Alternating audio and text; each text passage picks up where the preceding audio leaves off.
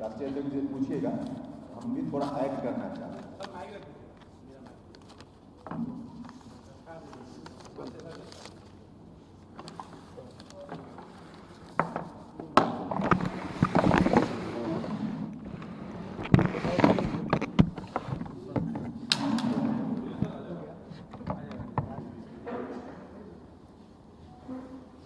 देखिए, भारतीय जनता पार्टी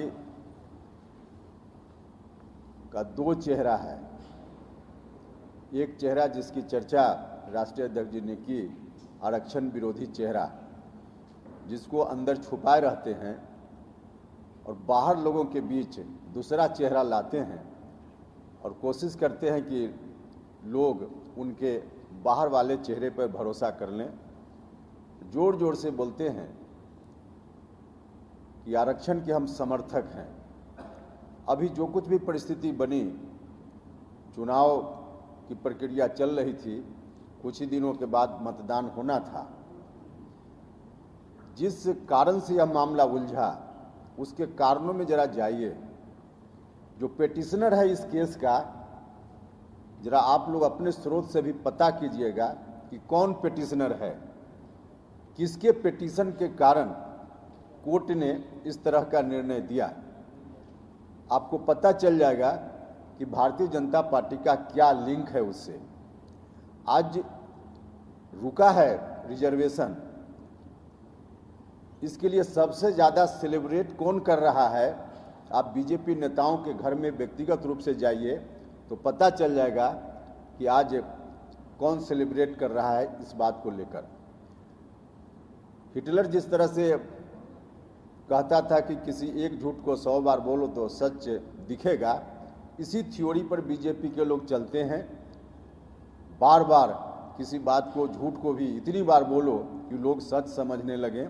लेकिन मुगालते में है लोग, बिहार के लोग और देश के लोग अब उनके झूठ में नहीं आने वाले। दूसरी चीज़ कि भारतीय जनता पार्टी का रवैया पुराना है, जिसकी चर्चा राष्ट्रीय अध्यक्ष जी कर रहे थे कि आरएसएस के नेता ने क्या कहा है रिजर्वेशन के बारे में। कुल मिलाजुलाकर उनकी कोशिश है, सिर्फ बिहार की यह अकेली घटना आरक्षण को रोकने की कोशिश नहीं है, बल्कि देश भर में ऐसी घटनाएं हो रही और इन तमाम घटनाओं के पीछे भारतीय जनता पार्टी खड़ी होती है।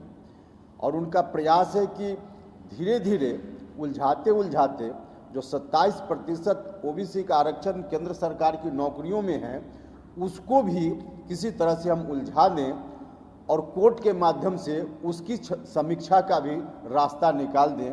जो बीजेपी के लोग बार बार बोलते हैं कि समीक्षा होनी चाहिए, तो चाहते हैं कि 27% जो रिजर्वेशन है उसको भी समीक्षा के दायरे में डायरेक्ट बीजेपी या सरकार के माध्यम से लोग नहीं कर सकते हैं, क्योंकि जनता के बीच दूसरा चेहरा परोसना चाहते हैं।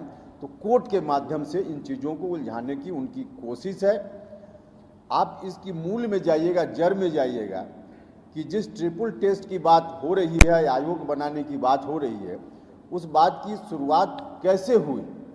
देखिए, उस बात की शुरुआत के पीछे 50% जिसकी चर्चा राष्ट्रीय अध्यक्ष ने की कि उसकी सीमा नहीं पार होनी चाहिए, तो उसमें तो स्पष्ट है कि 50% से नीचे है यहाँ।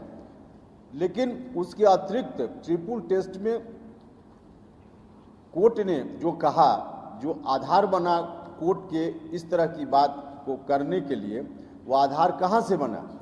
एक बार नहीं, सुप्रीम कोर्ट से लेकर कई राज्यों के उच्च न्यायालयों ने अनेक बार कहा, अलग अलग मामलों को सुनते हुए, कि भारत की सरकार या संबंधित राज्य की सरकार हमको डाटा दे जात के बारे में, रिजर्वेशन जिनको दे रहे हैं उनके बारे में डाटा दीजिए।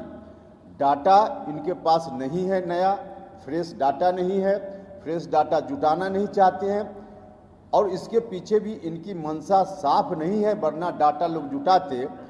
और फ्रेश डाटा नहीं होने के कारण ही कोर्ट के सामने यह गुंजाइश बनी कि कोर्ट ने, चाहे महाराष्ट्र का मामला हो, मध्य प्रदेश का मामला हो और अभी यहाँ या दूसरे राज्यों में, कोर्ट ने ट्रिपल टेस्ट में कहा कि पिछड़ेपन का आंकड़ा लाइए। इसलिए कोर्ट ने एक नई व्यवस्था दे दी।